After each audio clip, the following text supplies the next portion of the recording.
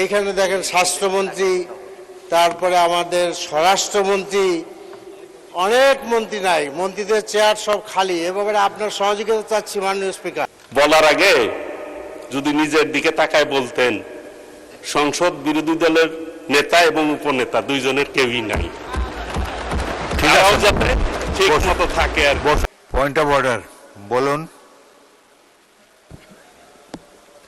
মাননীয় স্পিকার, আপনাকে অনেক অনেক ধন্যবাদ। আমি লক্ষ্য করছি বাজেট অধিবেশনে অধিকাংশ সময় আমাদের অধিকাংশ মন্ত্রীরা থাকেন না। এটা তো আমরা আসলে এত নোট করে নিয়ে আসি, আমাদের সরকারি দল বিরোধী দল সকলে বক্তব্য দেন।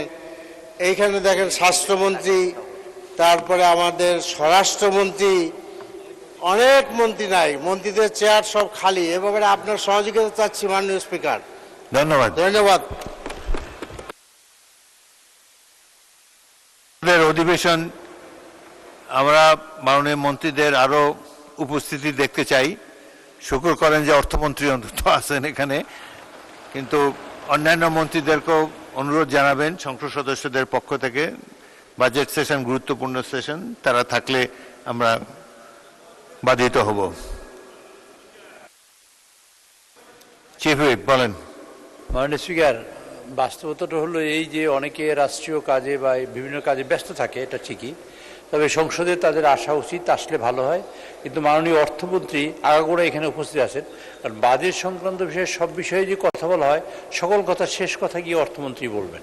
স্বাস্থ্য খাতেও বলবেন, বিদ্যুৎ খাতের কথাও বলবেন, পুলিশের কথাও বলবেন, আইনের কথাও বলবেন, সব কথাই অর্থমন্ত্রী বলবেন মাননীয় স্পিকার।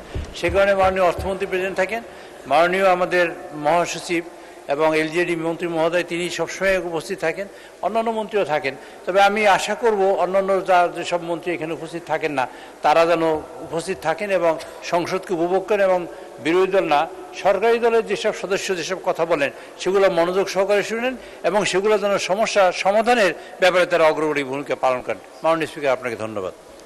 ধন্যবাদ মাননীয় চিফ হুইপ। পরবর্তী বক্তা মোহাম্মদ মাহবুবুল আলম, মাননীয় সদস্য কুড়িগ্রাম 3, আপনার সময় 5 মিনিট। 1 মিনিট। মাননীয় সদস্য টুকু বলুন।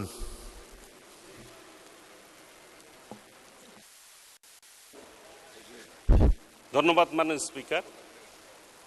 আমাদের মাননীয় বিরোধী দলের সংসদ সদস্য বললেন আমাদের মন্ত্রীরা নাই।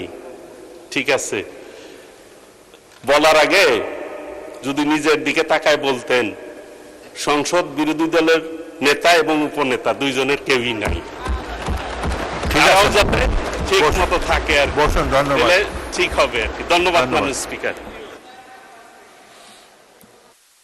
ধন্যবাদ। বিরোধী দলের নেতা না থাকলে অসুবিধা নাই, মন্ত্রীদের থাকা প্রয়োজন। তাদের সমস্যা তো মন্ত্রীদের পক্ষেই তারা বলবেন। তবুও সংসদের সৌন্দর্য রক্ষার্থে সকলেরই থাকা বাঞ্ছনীয়। মাননীয় সদস্য মাহবুবুল আলম, কুড়িগ্রাম 3, 5 মিনিট সময়, বলুন। ধন্যবাদ মাননীয় স্পিকার। মাননীয় স্পিকার, আমাদের এই বাজেট, এই সংসদের যতগুলি বাজেট উপস্থাপিত হয়েছে এর চেয়ে সবচেয়ে বেশি ঘাটতির বাজেট। মাননীয় স্পিকার, 2006 সালে বেগম খালেদা জিয়ার নেতৃত্বে যে বাজেটটি পেশ করা হয়েছিল, এই বাজেটটির আকার ছিল 69,740 কোটি টাকার। মাননীয় স্পিকার, এই সংসদের বর্তমান যে বাজেট, এই বাজেটটি টোটাল সেই বাজেটের 3.5 গুণ, 2,43,000 কোটি টাকা। মাননীয় স্পিকার, আধুনিক অর্থনীতির যিনি জনক অ্যাডাম স্মিথ একটা ভালো বাজেটের 3টা বৈশিষ্ট্যের কথা বলেছেন। একটা বৈশিষ্ট্য হলো রেইজেস দ্য রেভিনিউ ফেয়ার